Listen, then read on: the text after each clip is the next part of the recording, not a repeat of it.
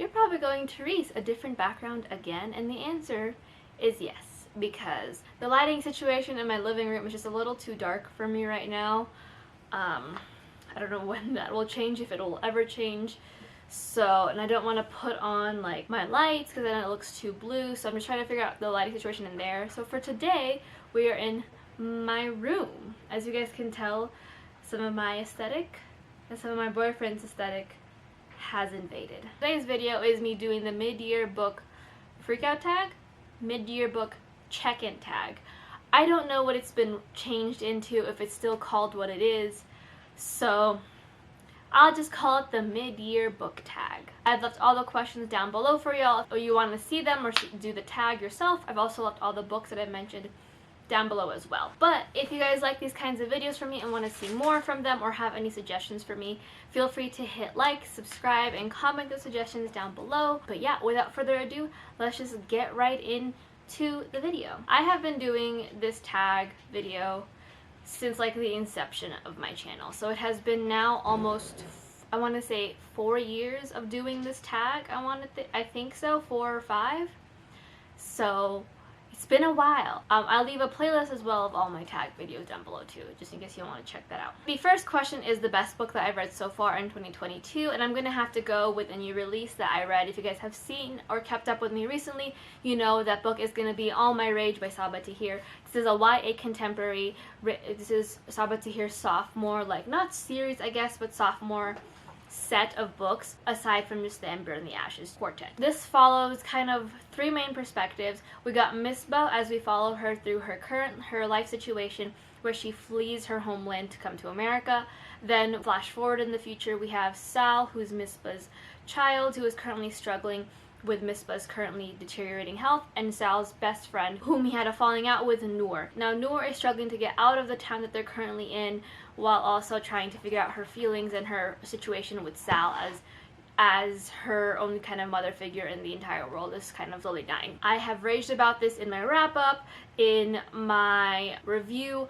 I absolutely adore this book. I found myself just so enraptured with what was going on. I literally went out that same, I got an arc of this like a week before it came out. No, I got an arc of it months before. Read it like about a week before it came out, and then ran to the store the day of the release and purchased the book. It was such a good and heartbreaking book. There are so many different layers and aspects of this book that I think touches on a lot of the different struggles of other teens other than what we typically see in YA. We see Sal struggle trying to make ends meet as a young kid. We see Noor struggling with the family that she currently has versus the family that she lost several years ago. And it's just such a heart-wrenching book.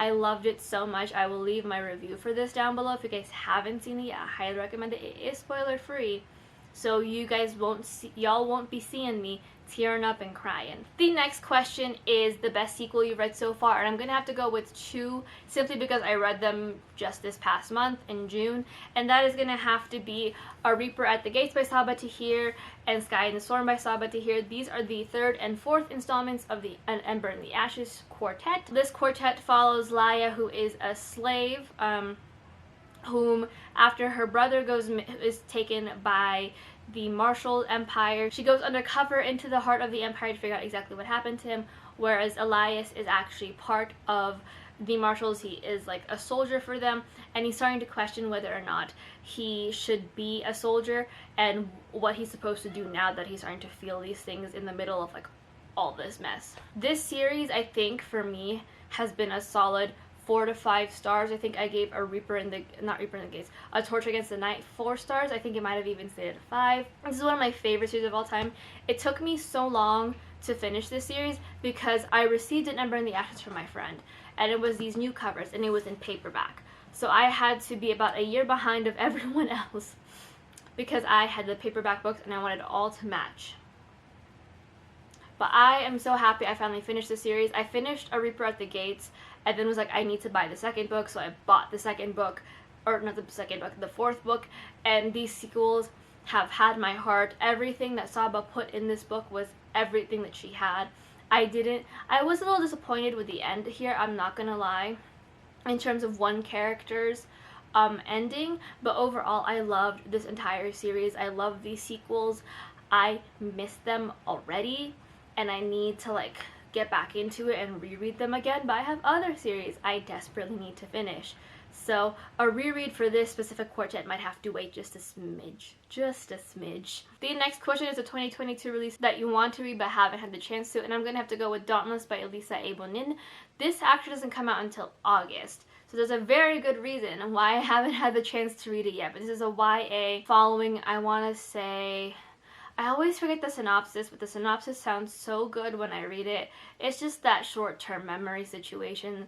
Not even short-term, it's just it's just difficult. So two girls have to come together to save her this very Filipino-inspired world, following Sari, who is an assistant to the Unbroken Commander, has seen exactly what kind of world that she is currently living in, how they find a way to ensure their safety, how they find a way to make their homes. That was until she encounters Sana. Sana is a stranger from an unknown world who can communicate with beasts, a fact that makes Sari doubt everything that she's ever been taught. As these two grow closer, these two worlds begin to collide with deadly consequences, but with a world on the brink of war, Sari will have to find a way to make peace.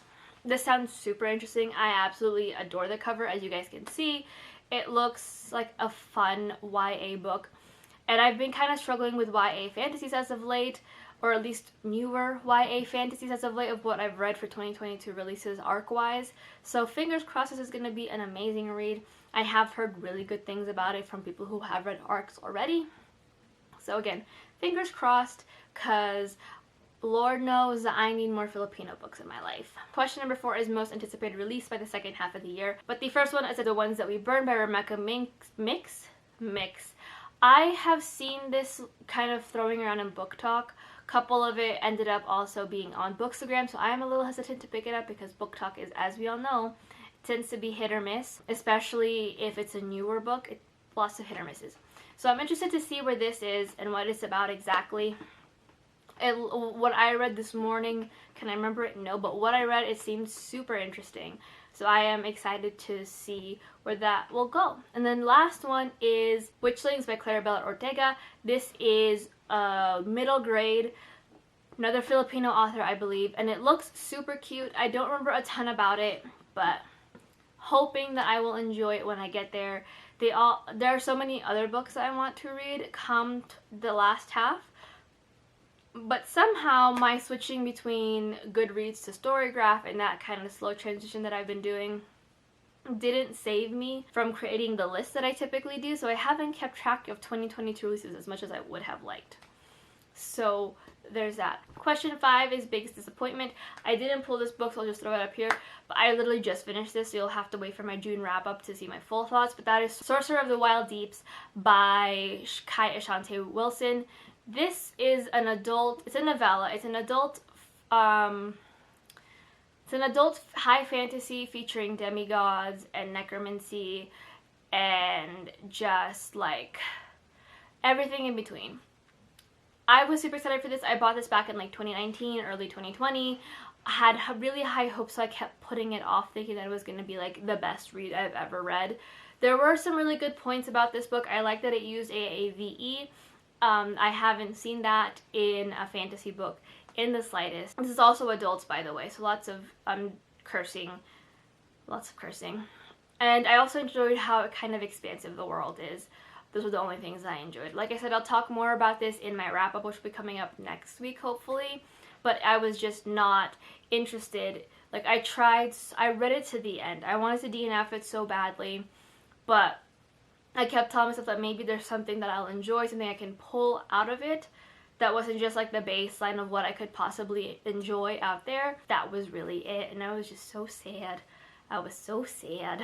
The next question is Biggest Surprise, and that's going to have to be Dial A for Aunties by Jessie Q. Sutanto. This is an adult, kind of like contemporary, a little bit of romance in there, following young Madeline Meddy, who is part of a photographer for her family's like wedding service. Her aunt's now wanting her to date and, you know, all the things.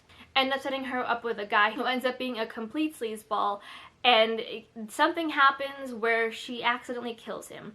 Now what do you typically do? You call your parents, you call your family. They decide to stick him in one of their freezers for the weekend while they work on a wedding, and accidentally this during this wedding situation, the dead body ends up getting shipped to the wedding. So now they have to figure out how to hide the body, how to keep it under wraps while still trying to work and not get caught in the process.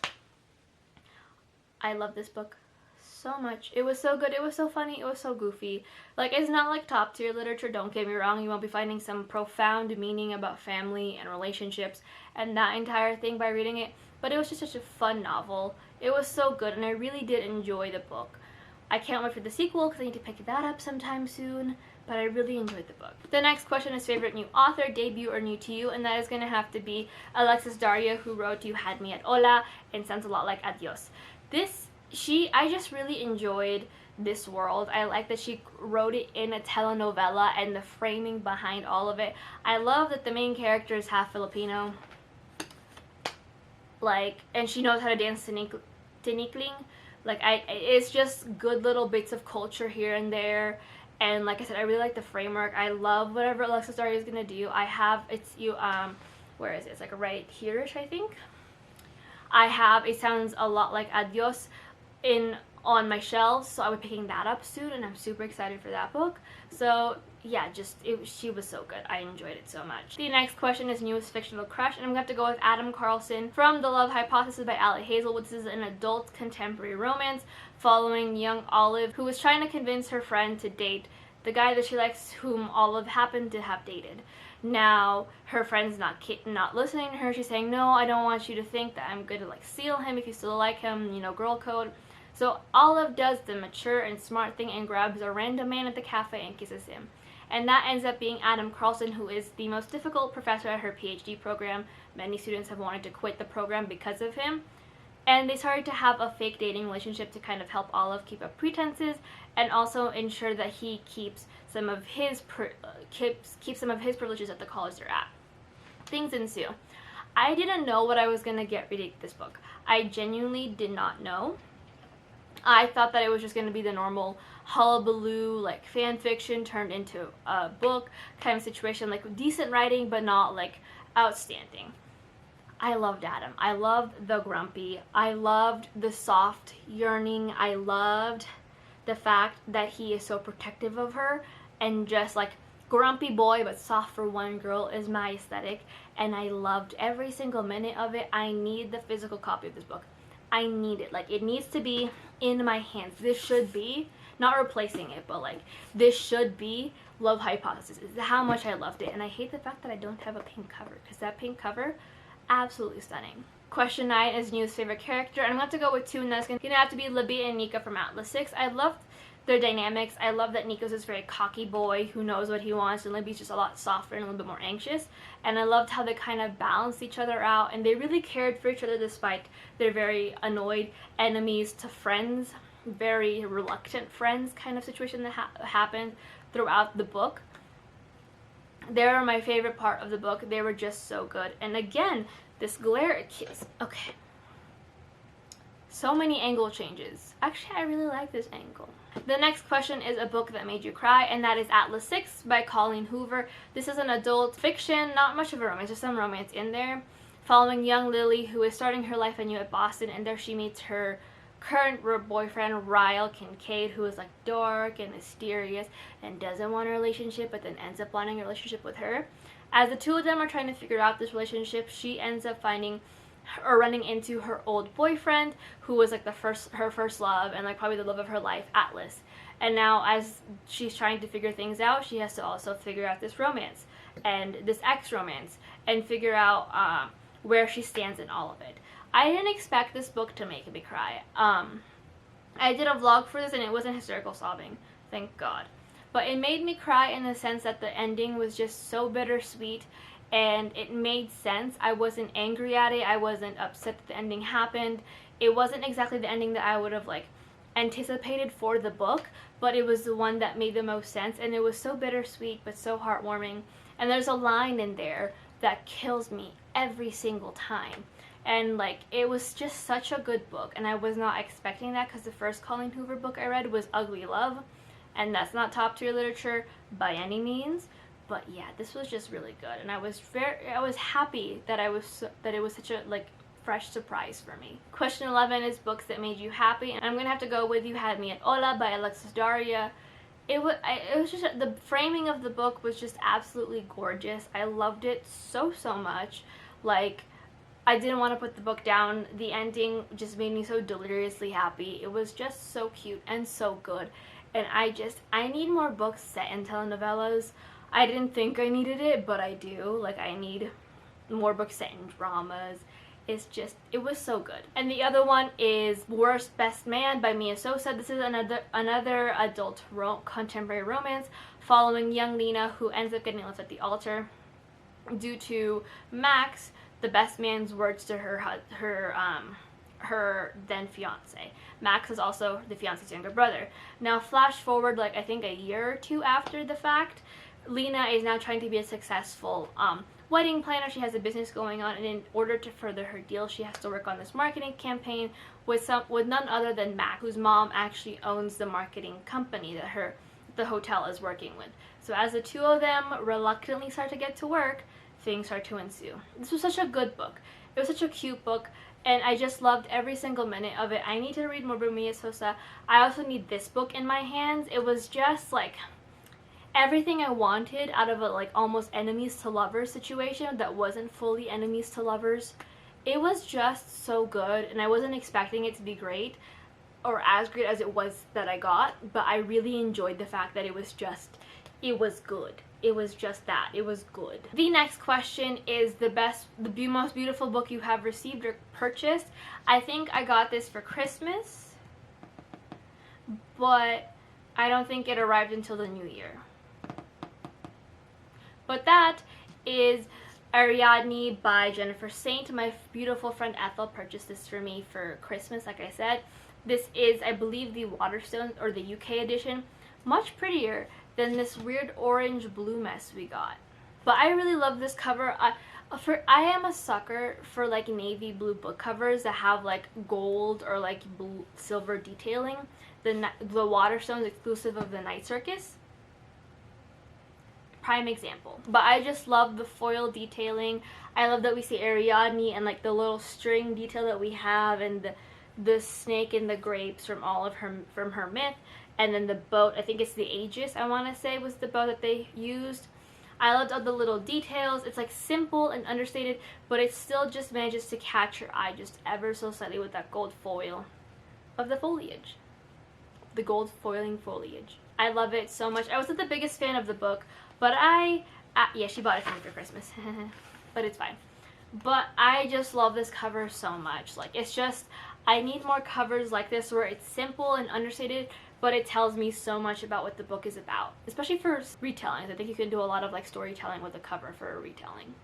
And 13, and the last question, is what books do you need to read by the end of the year? So if y'all don't know, I've been trying to finish several series in these past several years, but instead I've continued to start series, which I feel like might be starting to say more about me than anything else. These are the books that I'm gonna go with. The Arch Enemies by Marissa Myers, the sequel to Renegades. Think of it as like Marvel following kids versus the villains. Then we have Verity by Colleen Hoover. This is Colleen Hoover's only thriller, and everyone had such amazing things to say about it that I couldn't help but be like, okay, I must read. I will see. So keep an eye out for that come October, because y'all know that I have Trick or Treat-a-thon. I am a host. We love our Trick or Treat-a-thon, so it's gonna be on there. Then we have Life and Death by Stephenie Meyer. Connor got me this for Christmas last year. As y'all know, I read through the Twilight books and re-examined every little detail of that book and researched every little detail of that book. So he got me Life and Death because he thinks it'd be a fun read for me, and I am interested in it. I probably will also be reading this for Trick or Treat-a-thon, because why not, to keep all the paranormal and the spoopy things reserved for one single month where I have to meet deadlines, you know, and move. And the last book is The Magician King by Lev Grossman. This is the sequel to The Magicians by Lev Grossman. Harry Potter meets Narnia on crack. It's a TV show. I recommend the TV show as well. The two pretty much follow each other pretty closely. I think the only major differences is some character names, appearances, and then like the ages of the characters, because I believe by the time book 1 ends, Quentin is like 30. So there's that going for you. Oh, I guess you typically in a book tag, you're supposed to tag people, but I have had the weird experience of never having anyone to tag. So if you guys want to do this book tag and you haven't had a chance to, I highly recommend doing the book tag. It's a fun time to check in, panic a little bit about what's gonna happen for the rest of the year, how far behind you are on things, how far ahead you are on things, all that stuff. All the promises you made to yourself that you would do. If you guys want to do it, feel free and let me know in the comments if you uploaded the video. It'd be fun. It'd be so nice to see everyone's like nice little book tags. It's been a while since like I've seen them rage like cover BookTube so much. So excited for those. But until next time, hopefully you guys are having a wonderful week, and if not, hopefully the week gets better for y'all. I like in the beginning of the video, you guys know what is currently going on in the world. We currently have a situation where our Miranda rights are being stripped from us in America, in one court ruling, and then on top of that, Roe v. Wade, as I'm filming this today, has been overturned. Quite literally, today is the day that I'm filming this. I'm filming this June 24th. And I woke up this morning completely forgetting about Roe v. Wade. I knew that it was going to come toward the end of the month, but the month just snuck up on me, I'm not going to lie. And I woke up, and as I was leaving for work, I got the announcement and saw the tweets that Roe v. Wade was overturned. Roe v. Wade not only is an integral part of human rights to your body, but because of that ruling being overturned, there are also other comments and other fears that things such as right to contraception, right to gay marriages, right to even interracial marriages is currently on the line. So there's a lot of heaviness in the air right now. I am feeling a little heavy. It's a lot to kind of deal with on a Friday. So I am gonna go ahead and leave some links down in the comments for y'all, or in the description, for y'all to go ahead and check out if you need to learn more about Roe v. Wade, if you need to understand the severity of this overturning. If you need help at all, don't trust Google. I know it's easy to trust Google, but right now things with Roe v. Wade being overturned and so many trigger laws being put into place, there's also the fear, and the very right fear, that privacy is currently not going to be upheld either. Because how else are they going to find that you had an abortion, or that you have been Googling abortions, or that you suddenly missed a period? It's Google. It's your period tracking app. So don't trust them. I have left links down here for y'all to check out. If y'all need to, just bookmark my video and look through the links and peruse through them. What else can I say? Delete your tracking apps, your period tracking apps. They base things off of a location, and I don't know which ones are currently safe for you to use right now that won't sell them, that won't invade your privacy in that way.